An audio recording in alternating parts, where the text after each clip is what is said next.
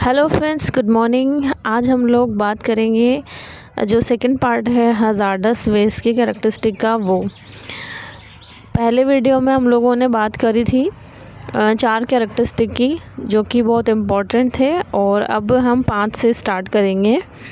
Next, जिन्होंने part first नहीं देखा है वो पहले पार्ट फर्स्ट देख लीजिएगा, फिर उसके बाद में ये सेकंड देख लीजिएगा।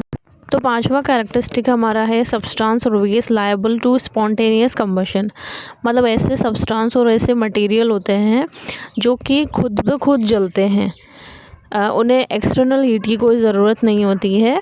वो या तो गर्म होने की वजह से उनको जब ट्रांसपोर्ट किया जाता है एक जगह से दूसरी जगह, तो वो खुद ही हीट होकर उनमें फायर लग सकती है, और या फिर वो एयर के कांटेक्ट में आकर खुद जल सकते हैं। मतलब आप 2 टाइप के कंबशन देखेंगे, एक तो होता है रैपिड कंबशन और एक होता है स्पॉन्टेनियस कंबशन। रैपिड कंबशन का एग्जांपल आप देखेंगे कि जब आप गैस जलाते हैं, घर में जो गैस सिलेंडर होता है, चूल्हा होता है, उसे जलाते हैं आप, तो आप एक्सटर्नल हीट की ज़रूरत पड़ती है और वो फटाफट से जल जाता है। चूल्हा जो है वो आपका फटाफट से जल जाता है, वो होता है आपका रैपिड कंबशन। और स्पॉन्टेनियस कंबशन में क्या होता है, आपको एक्सटर्नल हीट की ज़रूरत नहीं होती है। कोई प्रोडक्ट होगा, कोई मटेरियल होगा, सब्सटेंस होगा, वो खुद ही हीट होके खुद ही जलेगा। सो ये वाला आपको समझ में आ गया। अब आपका है 6 वाला है।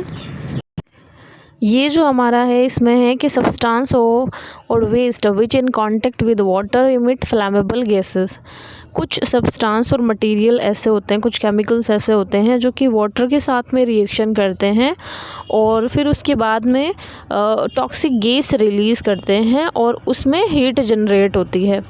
जैसे आपने सोडियम में देखा होगा, ड्रिंक में देखा होगा कि उनको पानी में जब डाला जाता है तो वो फ्लेमेबल गैस रिलीज़ करते हैं और खुद अपने आप जलते हैं वो। तो ऐसे पदार्थ जो होते हैं वो नुकसान पहुंचा सकते हैं ह्यूमन हेल्थ को भी और इन्वायरमेंट को भी, अगर ज़्यादा मात्रा में ये रिलीज़ हो या ज़्यादा मात्रा में ये वेस्ट के रूप में निकले किसी इंडस्ट्री से या फिर किसी भी चीज़ों से। सो ये समझ में आ गया। अब नेक्स्ट अपन का आता है ऑक्सीडाइजिंग।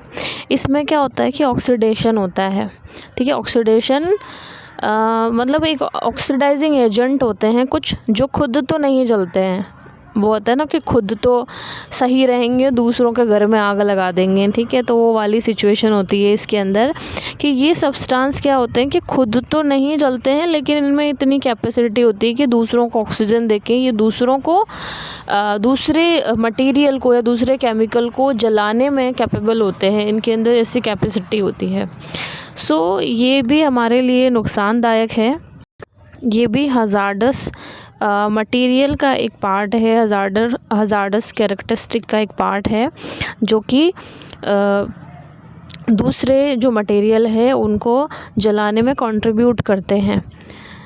तो नेक्स्ट हमारा आता है ऑर्गेनिक पेरोक्साइड्स, जो कि एक्सोथर्मल रिएक्शंस इनमें होती है, एक्सोथर्मिक रिएक्शंस होती हैं। इनमें भी क्या होता है, हीट जो है वो जनरेट होती है। ऑर्गेनिक पेरोक्साइड्स भी बहुत डेंजर होते हैं, जिनमें 2 ऑक्सीजन होती है और ये जो हीट को जनरेट करने में बहुत हेल्पफुल होते हैं। हेल्पफुल का हो या कंट्रीब्यूट का हो, कि ये जलाने में बहुत सहायता करते हैं। इनमें एक्सोथर्मिक रिएक्शन होती है जिससे हीट जो है वो प्रोड्यूस होती है।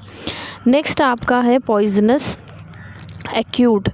एक्यूट का मतलब होता है तीव्र, मतलब कि इस हाथ लो और इस हाथ दो। कोई मतलब ऐसे वेस्ट या ऐसे सब्सटेंस जो हमारे स्किन के थ्रू जा सकते हैं, या फिर हम उनको सांस के द्वारा ले सकते हैं, या फिर हम उन्हें खाने के द्वारा हमारे स्टमक में जा सकते हैं वो।